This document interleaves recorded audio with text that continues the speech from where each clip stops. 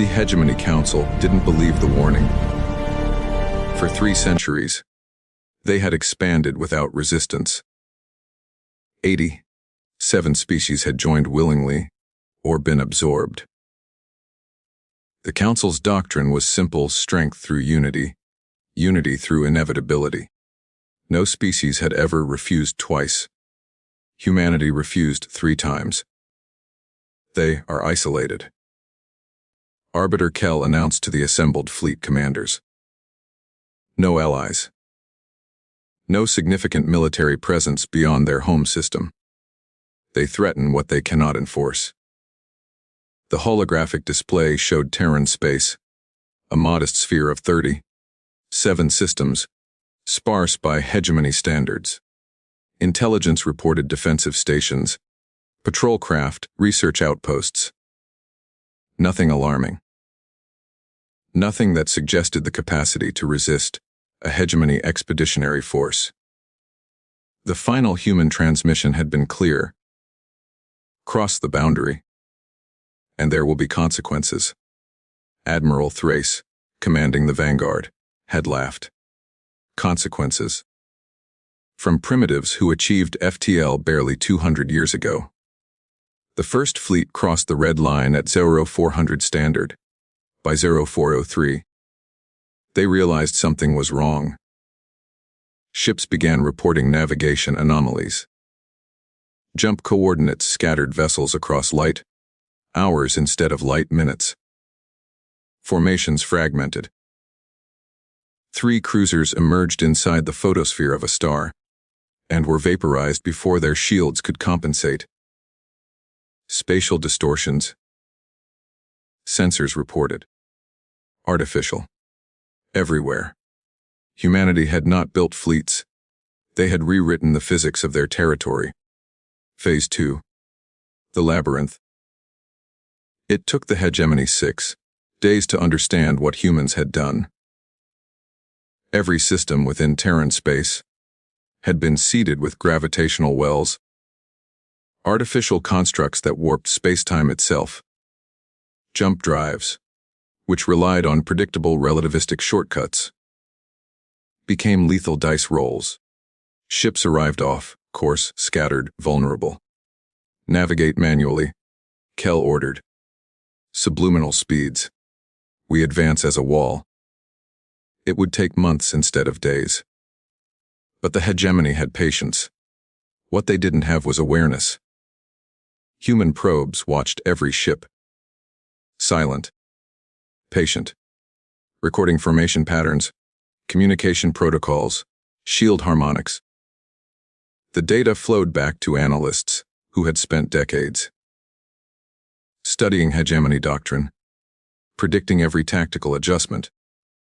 When the fleet reorganized and began its slow advance, the second layer activated. Drones, thousands of them, each no larger than a coffin, emerged from the gravity wells. They didn't attack. They simply matched velocity and transmitted. Broadband interference. Every frequency. Every spectrum. The Hegemony fleet went deaf and blind. Admiral Thrace tried to maintain formation through tight beam lasers, but the vastness of space made coordination impossible. Ships drifted apart. Clusters formed, broke, reformed, and the humans watched. Phase 3. The harvest, the attacks, when they came, were surgical. Human strike craft, small, fast, built for exactly this environment, emerged from hiding within asteroid fields and debris clouds. They targeted isolated ships, not to destroy, but to disable. Engines crippled. Life support damaged. Crew forced into hibernation pods. The Hegemony expected battles. They found ambushes that ended before they could respond. By the time reinforcements arrived, the attackers were gone. Thrace demanded explanations. How are they predicting our movements? The answer was simple: humans weren't predicting. They were responding. Centuries of game theory, strategic simulation, and historical study had taught them something the hegemony had forgotten. War is not about winning fights. It's about controlling which fights happen. Every hegemony response was anticipated not because humans were psychic, but because the options were finite. And humanity had prepared for all of them. Phase 4. The message: 15 days into the invasion, the hegemony had lost 63 ships. Not destroyed, captured. Crews alive, vessels intact. Taken without a single human casualty reported. Then came the broadcast. It reached every hegemony ship simultaneously. The face on screen was human. Female, middle-aged, wearing the insignia of the Terran Defense Command. "You were warned," she said. "You chose to ignore that warning. Now you're learning why." Behind her, holographic displays showed captured hegemony soldiers, alive, treated humanly, but undeniably prisoners. "We don't want war. We don't want your territory. We want to be left alone." Her voice was calm, clinical. "But if you force us to fight, understand this. We will not fight fair. We will not fight honorably. We will fight to win." The transmission ended with coordinates. A single system on the edge of Terran space. "Your people are here. You may retrieve them, or you may continue. Choose wisely." Arbiter Kell reviewed the intelligence. The coordinates matched a heavily fortified system. Dozens of defense platforms. Minefields. The works. "It's a trap," Thrace said. "Of course it is," Kell replied. "But we cannot abandon our people." They sent a rescue force. Phase 5. The lesson. The rescue fleet arrived to find the system empty. No defenses. No mines. No human presence. Just the captured crews, alive and well, orbiting a barren moon in their own disabled ships. Supplies left in abundance. Medical care provided. A blunt message painted on the hull of the flagship: "W.E. COULD, A.V. KELOTHEM. U.E. SHI-ODO. Admiral Thrace stared at the words. Something cold settling in his gut. Humanity wasn't bragging. They were teaching. The war could have been over. Every captured ship could have been destroyed. Every crew could have been executed. The hegemony expected such ruthlessness. They would have done the same. But humans didn't. They wanted the hegemony to know mercy was a choice. And choices could change. Phase 6. The realization. Kell convened the council. Fleet progress had stalled. Losses mounted, not from decisive battles, but from attrition. Ships disabled, captured, or lost to navigation failures. Morale crumbled. "We underestimated them," Kell admitted. "Then we send more ships." Council Prime declared. "Overwhelming force." "That is what they expect," Kell replied. "They have prepared for overwhelming force. Every tactical doctrine we possess has been studied, countered, neutralized." The room fell silent. "Then what do you propose?" Kell looked at the map of Terran space, a vast, deadly maze where every human advantage compounded. "Withdraw." The word hung in the air like a curse. The hegemony does not withdraw. Council Prime said coldly. "Then the hegemony will bleed for nothing," Kell replied. "They have turned their territory into a fortress we cannot breach without unacceptable losses. And they are not attacking us. They're simply denying us entry. That is defeat." "No," Kell said quietly. "That is wisdom. But wisdom came too late." Phase 7. The graveyard. The hegemony, bound by pride, sent a final armada, 800 ships, the largest expeditionary force in their history. Humanity met them at the outer edge of Terran space. This time, there were no traps, no ambushes, no silent drones, just a wall of human warships. Powered by reactors that burned hotter than stars, armed with weapons humanity had spent 2 centuries perfecting in secret. The message was delivered by the same woman from before. You were warned. You were shown mercy. You chose escalation. Her expression didn't change. Now you'll see what happens when we stop choosing mercy. The battle lasted 4 hours.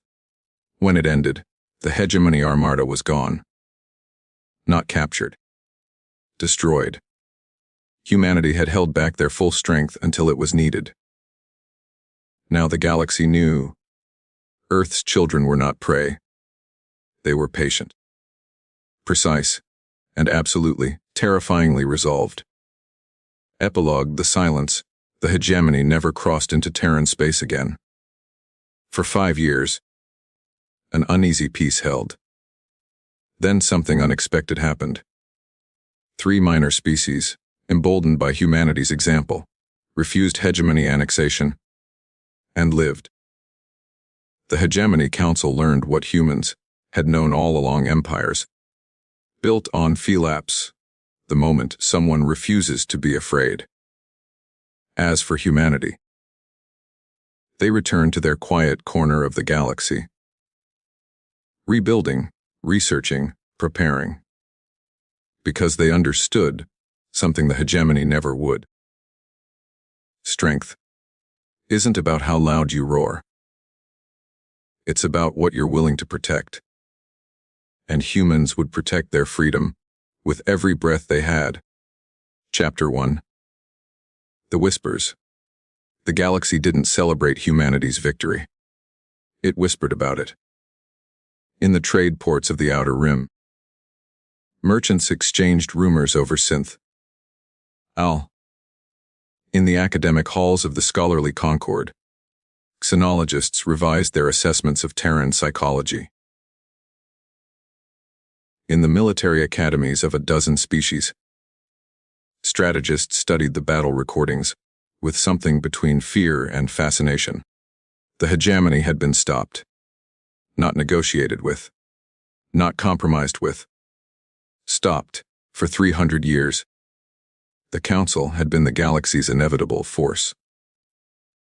Now, for the first time, species across known space asked a dangerous question. If the humans could refuse them, could we? Hegemony Core World, Council Chamber. Council Prime stared at the casualty reports with eyes that hadn't closed in 47 hours. 800 ships. Gone. 17,000 soldiers. Dead. The political fallout was worse than the military losses. 6 member species had formally requested clarification of their membership terms. 2 had suspended tribute payments. 1, the Valathi Commonwealth, had quietly begun reinforcing their borders. This is what comes from retreat, Prime said coldly, glaring at Arbiter Kell. Wu showed weakness. Now they smell blood. Kell met the gaze without flinching. We showed weakness when we ignored humanity's warnings. We compounded it by underestimating them. And we sealed our humiliation by refusing to adapt. You advocate acceptance of defeat. I advocate learning, Kell replied. Humanity didn't win through superior numbers or advanced technology. They won through preparation, patience, and precise understanding of our doctrine. They made us predictable. Then we become unpredictable. Kell's expression darkened. That's not the lesson, Prime. Then what is? The Arbiter stood slowly, his forearms spreading in a gesture of emphasis. The lesson is that some species cannot be conquered. Not because they're too strong, but because they've calculated the cost of freedom and decided it's worth paying. Prime's claws scraped against the command table. Poetic. Useless. Then allow me to be practical, Kel said. Humanity has demonstrated capabilities we didn't anticipate. Their gravitational manipulation technology alone represents a paradigm shift in spatial warfare. Their intelligence networks penetrated our command structure. Their strategic doctrine is adaptable, ruthless, and apparently inexhaustible. He leaned forward. We have two choices. We can lick our wounds, consolidate what we have, and leave them alone. Or we can escalate. Commit resources we cannot afford to lose, fighting an enemy we don't understand, in territory they've spent 2 centuries fortifying. You fear them. I respect them. Kel corrected. There's a difference. Prime was silent for a long moment. Then, what do the humans want? According to every analysis. Exactly what they said. To be left alone. Nothing else. No expansion. No alliances. No grand ambitions. Kel pulled up a holographic display. Terran space, unchanged in size since first contact. They've had 2 centuries to expand. They haven't. Every colony they've established is within their declared borders. Every outpost, every station, every probe, all defensive. Prime studied the map, searching for deception. They're preparing for something, he concluded. Yes, Kel agreed. They're preparing for us to be stupid enough to try again. Terran space, Mars Orbital Command. Admiral Sarah Chen stood before the wall of monitors, each displaying a different sector of human territory. Patrol routes, defense grids, repair schedules, the machinery of war. Winding down but not stopping. Status, she asked. Commander Williams pulled up the daily brief. Hegemony fleet activity has decreased 42% in the past month. They've pulled back to their core systems. Intelligence suggests internal political strain. Several member species are questioning the invasion's wisdom. Good. Chen's voice was level. Professional. And our losses. 16 ships damaged beyond immediate repair. 437 casualties, 41 fatalities. Relatively light, considering we just fought the largest military power in known space and won. Chen didn't say it. Didn't need to. Everyone in the command center knew what they'd accomplished and what it might cost. The council's nervous. Williams continued. They want to know if we're planning expansion, alliance building, anything that might look like follow through. Tell them no, Chen said. Same as yesterday. Same as tomorrow. Some of them think we're bluffing. That we're planning something. Chen turned to face him directly. We are planning something, Commander. We're planning to keep our people safe, maintain our borders, and continue existing without anyone's permission. That's the entirety of our grand ambition. Williams nodded, but his expression remained troubled. Admiral, the galaxy's watching now. We're not invisible anymore. No. Chen agreed quietly. We're not. She looked back at the monitors, at the constellation of human settlements scattered across their small corner of space. 37 systems. 12 billion souls. Everything they'd fought to protect. But we're also not conquerors. She continued. The hegemony made assumptions based on their own nature. They thought we'd fight like them, think like them, want what they want. And we don't? We want what we've always wanted, Commander. The right to determine our own path. That's all this was ever about. And if others ask for help, if other species want to follow our example. Chen was quiet for a moment. Then we'll deal with that when it happens. One crisis at a time. Unknown location, the Watchers.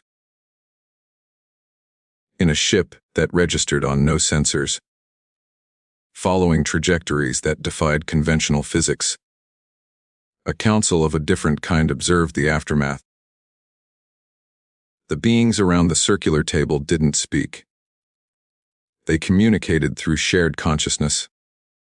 Thoughts flowing like water between interconnected minds. The humans surprised us. One thought. Pulse conveyed. They surprised everyone. Another corrected. Including themselves. The hegemony underestimated them. Will others make the same mistake? Some will. The question is whether humanity understands what they've become. A pause in the shared consciousness. The equivalent of contemplative silence. They've proven they can defend themselves. Can they handle what comes next? Attention. Curiosity. Envy. Fear. The concepts flowed as abstract understanding rather than words. They wanted isolation. They've achieved notoriety. Should we intervene? No. Not yet. They passed the first test. They can protect themselves from predators. Now comes the second test. Which is whether they can protect themselves from admirers. Valathi Commonwealth, Border Station Epsilon. Commander Threx watched the human patrol vessel pass through the neutral zone with careful, measured movements. The ship was small, a frigate, perhaps, but it moved with purpose, sensors active, weapons clearly ready but not targeting, professional, cautious, respectful of boundaries. They're nothing like the hegemony described. His second officer observed. The hegemony, Threx said dryly, described them as primitives who got lucky. And now? Threx pulled up the tactical analysis his intelligence staff had compiled. Human vessels didn't have the firepower of hegemony dreadnoughts, but they were faster, more maneuverable, and apparently crewed by individuals who thought 3 steps ahead of every engagement. Now, he said slowly, I think they're exactly what they claim to be. A species that wants to be left alone and has the capability to enforce that desire. The Council is considering diplomatic contact. Threx's sensory stalks twitched, a Valathi expression of concern. Is that wise? They stopped the hegemony without triggering a general war. They demonstrated mercy when they could have shown brutality. The Council believes they might be reasonable. The hegemony believed they were predictable. Threx countered. They were wrong. What makes us think we'll understand humans any better? His second officer had no answer. Threx watched the human ship complete its patrol route and depart. Moving back, toward the boundary of Terran space, with the same measured precision it had shown throughout. Said a message to the Council? He said finally. Tell them if they want to make contact with humanity, they should do it carefully, honestly, and with absolute transparency. Why? Because, Threx said, his eyes still tracking the departing vessel. I suspect humans are very good at detecting lies. And I don't think they give second chances. The message arrived on all standard diplomatic frequencies simultaneously. A calculated move to ensure humanity couldn't claim they hadn't received it. Terran defense kaomemanan, Eframem, thevhi kamanan, elebjarfiormam dpiomatian QUIRY, we come in peace. We wish to talk. We will approach your border at the coordinates below, unarmed, with a single diplomatic vessel. We will wait for your permission to proceed. We are not the hegemony. We hope you will give us the chance to prove that. Admiral Chen read it 3 times before calling the emergency council session. Terran Council Chamber, Geneva Station. The holographic projections of Earth's unified government flickered into existence around the circular table. 12 representatives, each from a different continental federation, each carrying the weight of their constituencies, hopes and fears. Chancellor Okonkwo spoke first. Opinions. It's a trap, Representative Zhao said immediately. The hegemony is testing us through a proxy. Intelligence says otherwise. Admiral Chen interjected, her image standing beside the main display. The Valathi Commonwealth has been quietly distancing itself from the hegemony since our conflict. Border reinforcements. Suspended tribute. They're not allies. Which doesn't make them friends. Representative Volkov countered. Chen nodded. Agreed. But it might make them interesting. Chancellor Okonkwo leaned back. Admiral, your assessment. They're scared, Chen said bluntly. None of us specifically, of what we represent. We proved the hegemony can be resisted. Now every species under council control is doing the math, wondering if they could do the same. And the Valathi think we'll help them. I think the Valathi want to know if we're a threat, an opportunity, or something else entirely. Chen pulled up a star chart.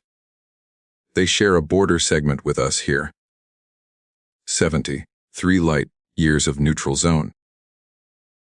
If they're planning independence from the hegemony, they need to know we won't become the next problem. Should we meet with them? Okonkwo asked the room. Representative Kimura spoke carefully. We wanted isolation. Now we're considering diplomacy. Isn't that contradictory? Isolation, Chen corrected, meant the right to determine our own path without external coercion. It didn't mean becoming hermits. If the Valathi approach with genuine intent, refusing them sends a message too, that we're hostile to all contact. Are we certain their intent is genuine? No, Chen admitted. But there's one way to find out. The vote was close, 7-5, with significant caveats. Humanity would meet with the Valathi Commonwealth. But on human terms. Neutral zone, beacon station Prometheus. The station had been built in 6 days. Prefabricated modules, hauled into position by cargo vessels, and assembled with the efficiency of a species that had learned to work fast under pressure. It wasn't pretty. A utilitarian structure of docking rings, sensor arrays, and conference facilities. But it was neutral ground. Human-controlled, but technically outside Terran space. A compromise. Commander Williams stood in the primary docking bay, watching the Valathi vessel approach through the observation window. It was smaller than he'd expected, roughly corvette-sized, with smooth, organic lines that suggested biological engineering, rather than mechanical construction. Scanners confirm. The sensor tech reported, no weapon signatures. No obvious power spikes. Life signs. 6 individuals, Valathi biosignatures. Any surprises? Just one, sir. They're broadcasting music. Williams blinked. Music. Yes, sir. Classical Velethi harmonic structures. According to the Xenocultural database, it's an apology. Specifically, a traditional greeting used when approaching someone you've wronged. Interesting. Let them dock. Williams ordered. But keep full security protocols active. Sir. If I may, why would they apologize? We've never fought the Velethi. Williams watched the ship slide into the docking cradle. So different from the brutal efficiency of hegemony vessels. Maybe, he said quietly. They're apologizing for not stopping the hegemony when they could have. Conference Room Alpha. Commander Threx entered the human station with careful deliberation. His sensory stalks extended in a gesture of openness. Behind him, 5 members of his delegation followed. Scholars, diplomats, a military observer. The humans waited at the far end of the room. Threx had studied the intelligence briefings extensively, but seeing humans in person was still disorienting. They looked fragile, no natural armor, no obvious weapons, bodies built for a heavier gravity than most spacefaring species preferred. Yet these were the beings who had shattered a hegemony armada. Commander Williams stepped forward. Commander Threx. Welcome to Prometheus Station. Commander Williams. Threx's translator rendered his harmonic speech into flat human standard. Thank you for agreeing to this meeting. We are aware of the risks you take by allowing us close. We're aware of the risks you take by coming. Williams replied. The hegemony won't appreciate this. No. Threx agreed. They won't. The 2 commanders regarded each other for a moment, each measuring, assessing. Then Williams gestured to the table. Shall we? The conversation. They talked for 7 hours. At first, it was cautious pleasantries, clarifications, careful probing of intentions. The Velethi explained their position amid tier member of the hegemony, forced into allegiance 3 generations ago, now questioning whether that allegiance served their people. We watched what you did, Threx said. Not just the battle, though that was instructive, but everything before. The patience, the preparation, the refusal to escalate unnecessarily. You expected us to be monsters, Williams said. Not a question. We expected you to be what the hegemony claimed. Aggressive, unpredictable, dangerous. We are dangerous, Williams corrected quietly. We're just not aggressive. Threx's sensory stalks rippled agreement. Distinction matters. What do you want from us, Commander? The Velethi delegation exchanged glances, a silent consultation. Advice, Threx said finally. Not alliance, not military support, just. How did you do it? How did a single species, isolated and outnumbered, stand against the hegemony? Williams was silent for a long moment. We stopped thinking about winning, he said, and started thinking about not losing. I don't understand the difference.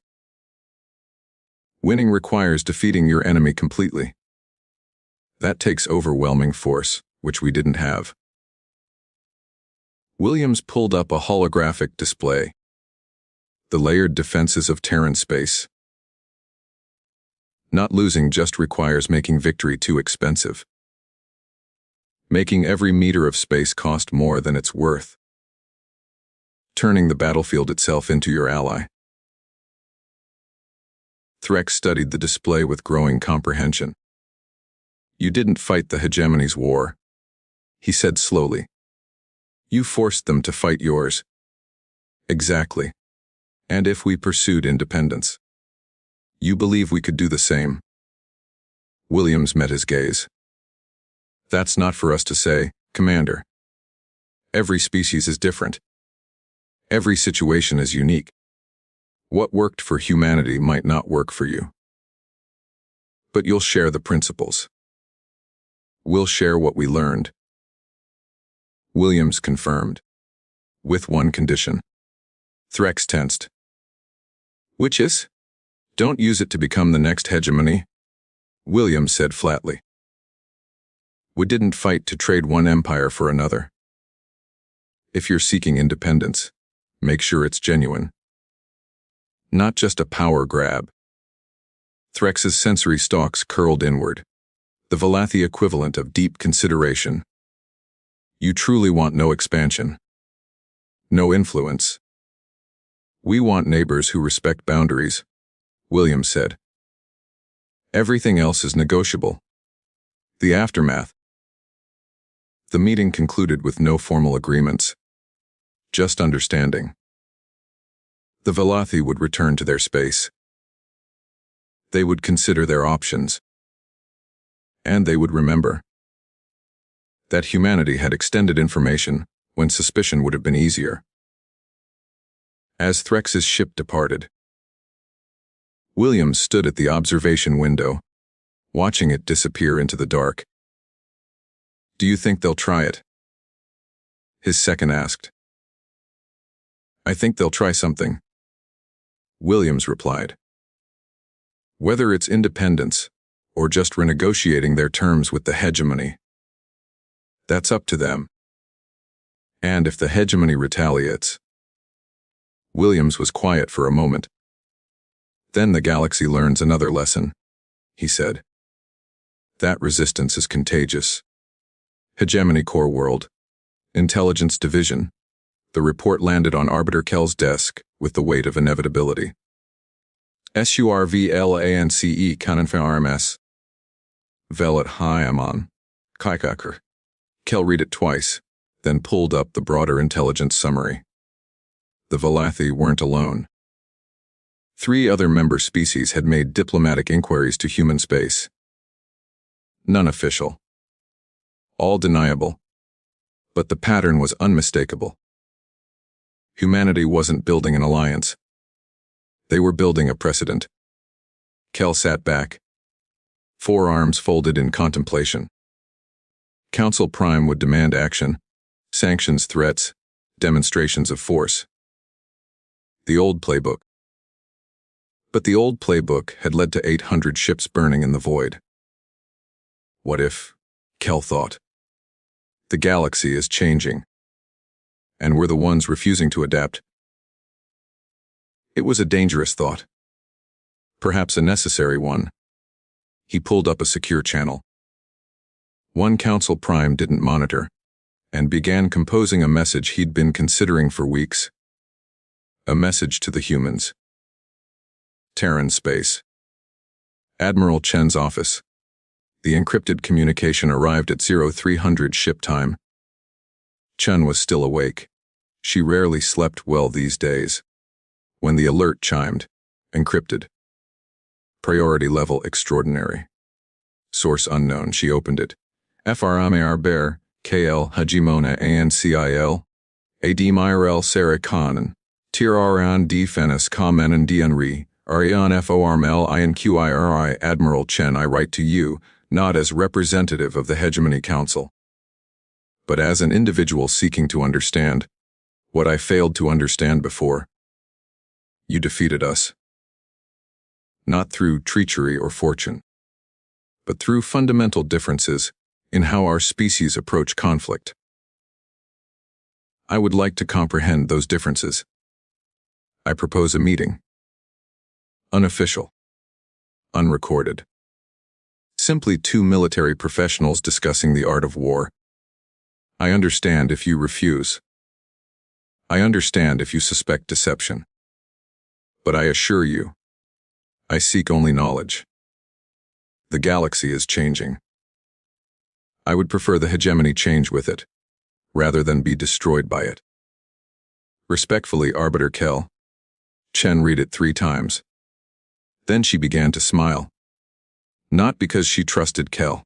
She didn't. Not because she thought this would solve everything. It wouldn't.